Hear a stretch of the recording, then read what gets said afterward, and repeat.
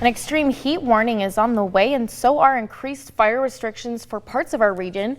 Right now, you're taking a live look out at Gold Beach from one of our weather cameras, where fire danger will officially be high tomorrow.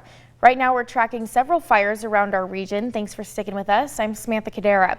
We'll talk more about those fires and upcoming fire restrictions, but first, let's turn right over to Storm Tracker 12 Chief Meteorologist Matt Hoffman for an update on fires and evacuations. Yeah, just a reminder first off on evacuations. Different criteria in California. An evacuation warning means you're ready to leave at a moment's notice. An evacuation order means go and leave immediately. In Oregon, a level 3 evacuation is a go now evacuation. Level 2 is be set, and a level 1 is be ready. Here's a look first at the elk fire that's burning to the north of Bonanza. You can see level 3 evacuations in place for 2 zones there. These evacuations have not changed since yesterday. We also haven't seen a change in the Butler fire evacuations, but several zones there under evacuation orders in red.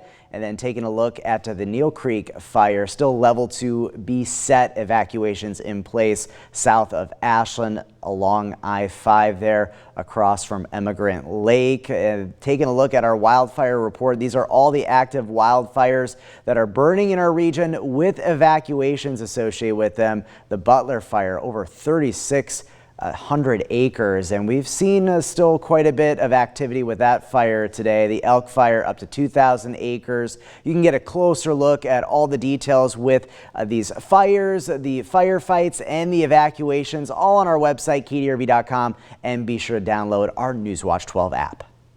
Effective tomorrow at 12:01 a.m., fire danger in Curry County will be increasing to high.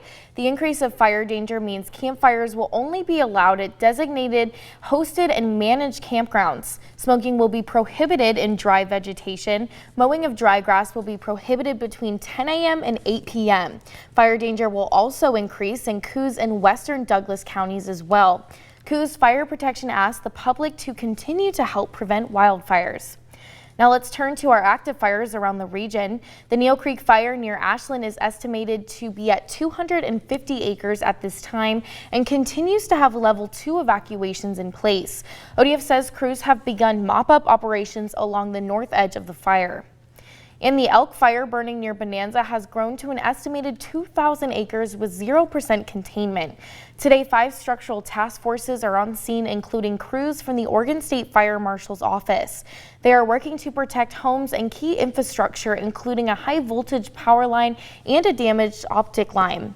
Most of this is lined and holding, and then crews just continue to mop up and push in from the perimeter. So that's digging out hot spots, putting water on it, and then just securing that edge of the fire. Fire is being managed under unified command between ODF and OSFM. Evacuation levels are in place and residents are urged to stay alert. A Red Cross shelter is open in Bonanza.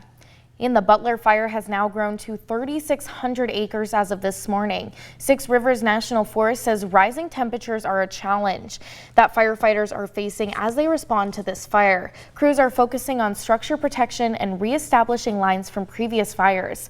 They warn of smoke and fallen debris along Salmon River Road and say travelers should prepare for traffic controls. And in the Klamath National Forest, crews are continuing to make progress on the Marble Complex. The Jacket Fire is now 74% contained and resources are beginning to be reassigned. Many are heading to the Summit Fire, which remains active, and the complex is a total of 570 acres and 10% contained. And ODF is tracking another new fire this afternoon. A smoke column can be seen coming from the Applegate. Take a look at how the smoke has grown over the last 2 hours from the hot and windy conditions. Firefighters have been working all day and will continue to work on the fire. Size and containment are unknown at this time, and we will bring you the latest updates when we get them. And earlier this morning, our weather camera in Klamath Falls captured a large plume of smoke rising near the Bymar area. And this afternoon, Klamath County Fire District 1 shared these pictures of an early morning structure fire that impacted 2 local businesses, Blade Security and Pacific Mechanical. The cause of the fire is still under investigation. We'll continue to bring you updates as more information becomes available. Taking a look across southern Oregon and northern California. In Medford, you can see the smoke from that fire that's burning in the Applegate, the Jimmy Peak fire. Last check was 70 acres as of this morning, but it has definitely been active, as you saw just a bit ago. So we will likely see that probably grow in acreage. We'll likely get an update from ODF this evening on fires burning in the region. Otherwise, blue skies throughout southern Oregon and northern California. As we take a look at what to expect for tonight, it is going to stay fairly clear in the region, but winds will stay fairly breezy for southern Oregon and northern California near the coast, but inland areas, those winds will die down in the valleys. Tomorrow, it is going to be a hotter day for southern Oregon and northern California, up to 95 in Medford, 92 degrees in Klamath Falls, and 96 in Wairika. Plenty of sunshine, very high UV index. And then this weekend, very hot west side valleys, likely topping out into the triple digits. We'll get into the upper 90s in the basin, and winds will stay rather blustery along the coast for the weekend. We do have extreme heat warnings for the west side and heat advisories in place for the east side this weekend. This heat wave does look to stick around into the first part of next week. We're also keeping an eye on maybe some thunderstorm chances in our extended forecast, but overall, many of us will stay dry in the days ahead. I'll have more details on these thunderstorm potentials as well as the heat that's on the way for the weekend coming up. Oregon Senator Jeff Merkley says he's seeking a fourth term in the U.S. Senate. He told us today it's a dark and dangerous time for American democracy. Merkley made the announcement online in a news briefing where he sharply criticized President Donald Trump's policies. Merkley says he and his wife Mary debated the decision for months, ultimately concluding that now is not the time to step back. This moment in America, this dangerous moment, this dark moment, we have to be fully in the fight in partnership with the people of Oregon.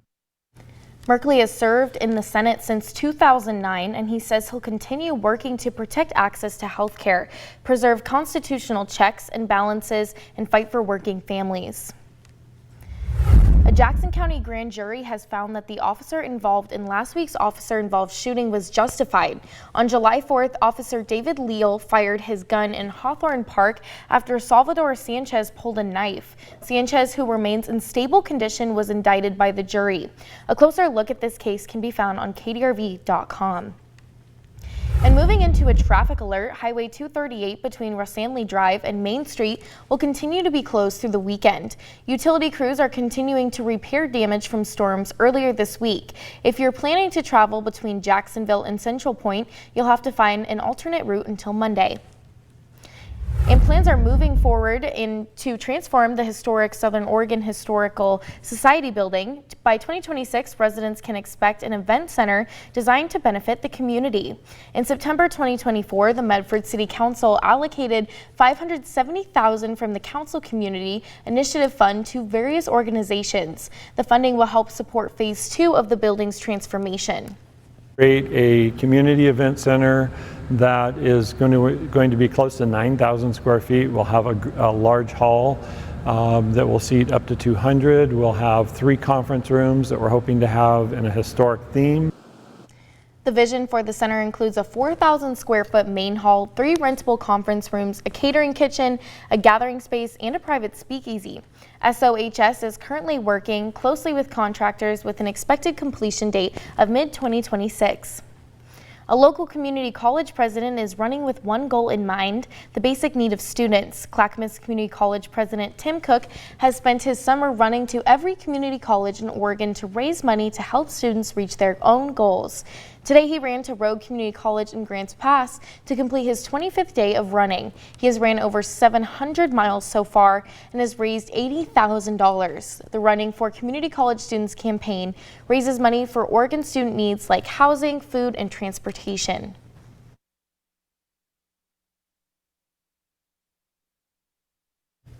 Rogue Community College helped raise over $11,000 to help Tim reach his goal of $150,000. His next step is Southwestern Community College in Coos Bay.